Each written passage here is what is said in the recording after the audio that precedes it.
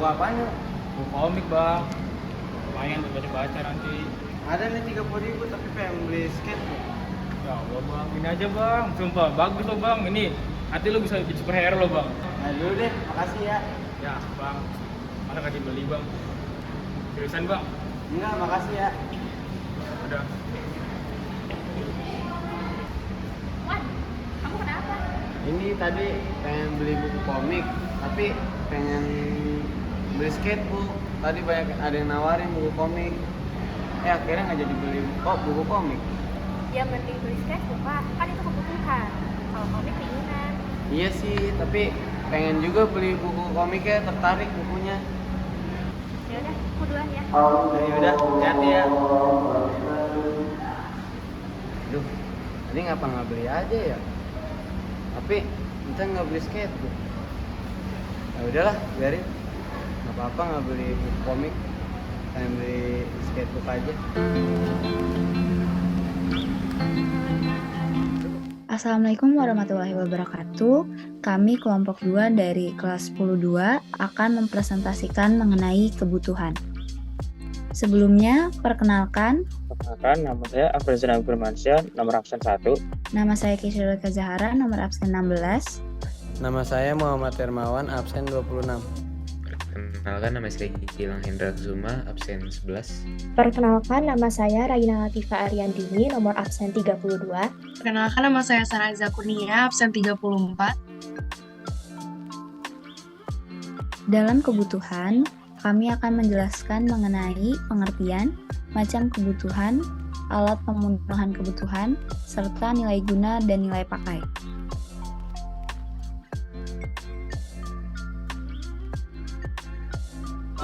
Kebutuhan atau keperluan adalah segala sesuatu yang dibutuhkan manusia untuk mempertahankan kelangsungan hidupnya secara alamiah.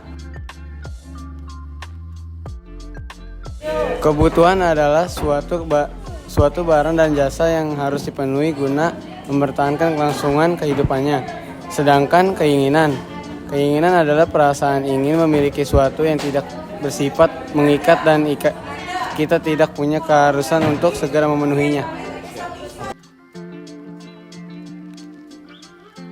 Berikutnya, saya, Raina, dan juga Keisha akan menjelaskan macam-macam kebutuhan.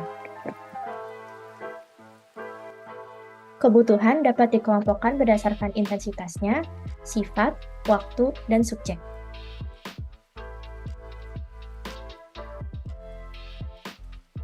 Kebutuhan berdasarkan intensitas terbagi menjadi kebutuhan primer, kebutuhan sekunder, dan kebutuhan tersier. Nah, yang pertama ada kebutuhan primer, yaitu kebutuhan yang harus dipenuhi. Karena kalau tidak dipenuhi akan mempengaruhi keberlangsungan hidup manusia. Contohnya ada sandang berupa pakaian, lalu ada pangan berupa makanan, dan juga papan berupa tempat tinggal. Yang kedua ada kebutuhan sekunder, yaitu kebutuhan yang dipenuhi setelah kebutuhan primer. Contohnya kalau sebagai pelajar biasanya kita pakai semacam highlighter atau stabilo gitu untuk melengkapi alat tulis kita, yang padahal sebenarnya tidak terlalu penting. Masih lebih penting pulpen atau mungkin pensil misalkan. Nah, yang ketiga ada kebutuhan tersier, yaitu kebutuhan yang dipenuhi setelah kebutuhan primer dan kebutuhan sekunder terpenuhi. Contohnya di sini ada jam tangan.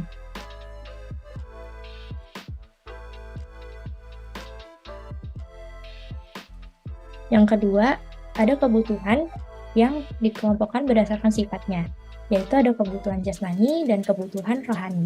Kebutuhan jasmani adalah kebutuhan yang bersifat memberi kepuasan pada badan atau jasmani, contohnya olahraga. Nah, yang kedua ada kebutuhan rohani, yaitu kebutuhan yang dirasakan untuk kepentingan jiwa manusia, contohnya liburan.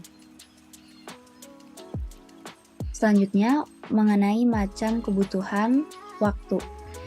Yang pertama ada kebutuhan saat ini. Kebutuhan manusia juga harus dipenuhi saat ini juga, dan tidak bisa ditunda atau mendesak. Contohnya, makan saat lapar, kemudian minum saat haus, dan ke dokter saat sakit. Nah, hal tersebut termasuk kebutuhan saat ini yang sangat diperlukan. dalam artian tidak bisa ditunda. Selanjutnya ada kebutuhan masa depan.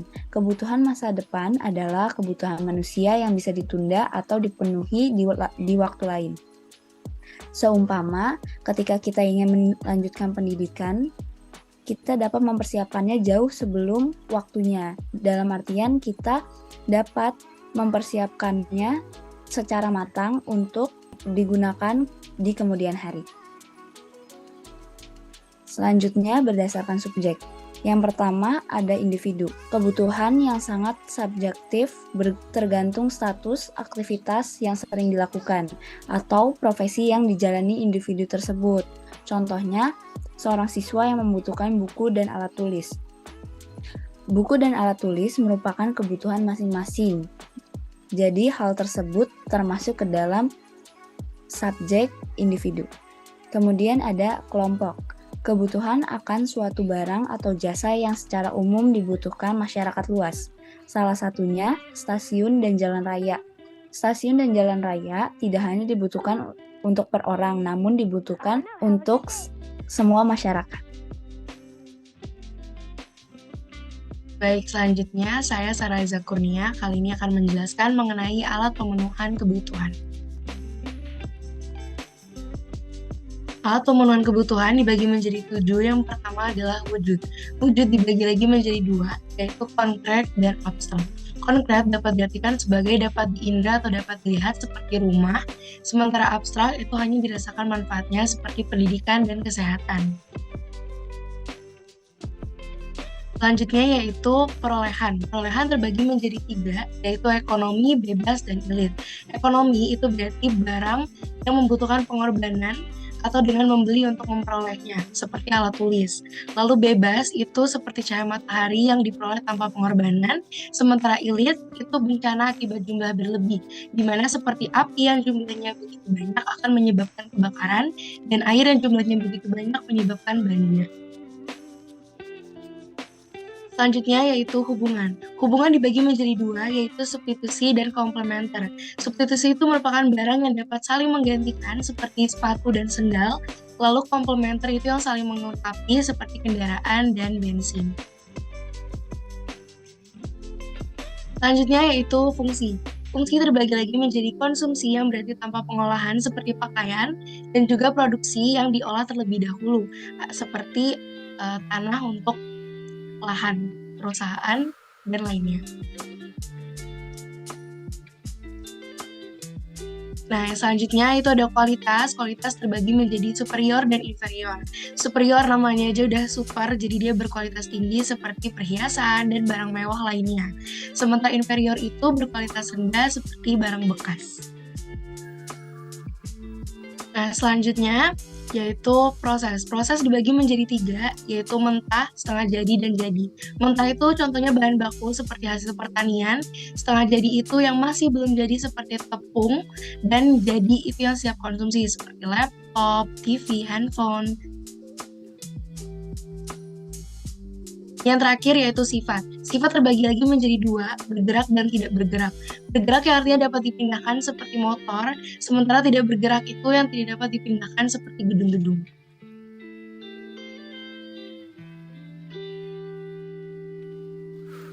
Nilai guna.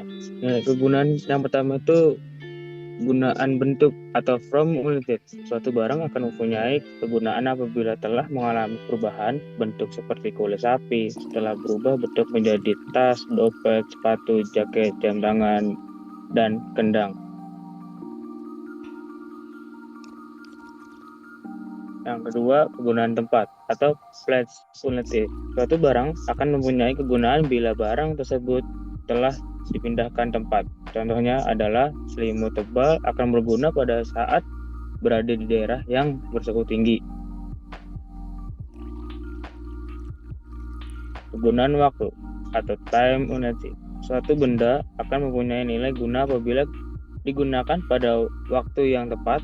Contohnya adalah tabungan akan mempunyai nilai guna lebih pada saat memiliki kebutuhan yang besar. Gunaan pelayan atau service quality. Suatu barang atau benda akan lebih berguna apabila ada pelayanan dari pihak lain. Contohnya adalah radio. Yang kita punya akan memiliki nilai guna apabila ada pelayanan atau siaran. Penggunaan dasar, elementary utility. Suatu barang akan memiliki nilai guna apabila telah mengalami proses produksi untuk dijadikan bahan dasar dalam proses produksi berikutnya. Contohnya adalah kapas dipintal akan menjadi benang, sedangkan benang akan dijadikan bahan baku dalam pembuatan tekstil. Baik, berikutnya adalah nilai pakai. Nilai pakai merupakan nilai barang untuk dipakai memenuhi kebutuhan hidup seseorang. Nah, secara umum, nilai pakai dapat dibagikan menjadi dua, yaitu nilai pakai objektif dan subjektif. Yang pertama adalah nilai pakai objektif. Nah, nilai pakai objektif ialah kemampuan barang secara umum untuk dipakai memenuhi kebutuhan hidup. Nah, sebagai contoh, misalkan kebutuhan pakaian yang memiliki nilai pakai yang sama bagi semua orang karena dapat melindungi badan kita, dapat menutupi bagian-bagian badan kita. Nah, berikutnya adalah nilai pakai subjektif. Nah, nilai pakai subjektif adalah kemampuan barang untuk dipakai memenuhi kebutuhan hidup bagi setiap individu secara pribadi. Nah, bedanya dengan objektif, subjektif dapat tergantung dari kebutuhan ataupun situasi dari seseorang. Misalkan, sebagai contoh, ada orang tukang kayu yang membutuhkan perangkat-perangkat seperti palu, ataupun yang sudah dijelaskan kayak siswa yang membutuhkan alat-alat tulis untuk memenuhi sarana edukasi. Sekian presentasi dari kelompok 2. Mohon maaf apabila ada kesalahan kata. Wabillahi taufiq wal hidayah. Wassalamualaikum warahmatullahi wabarakatuh.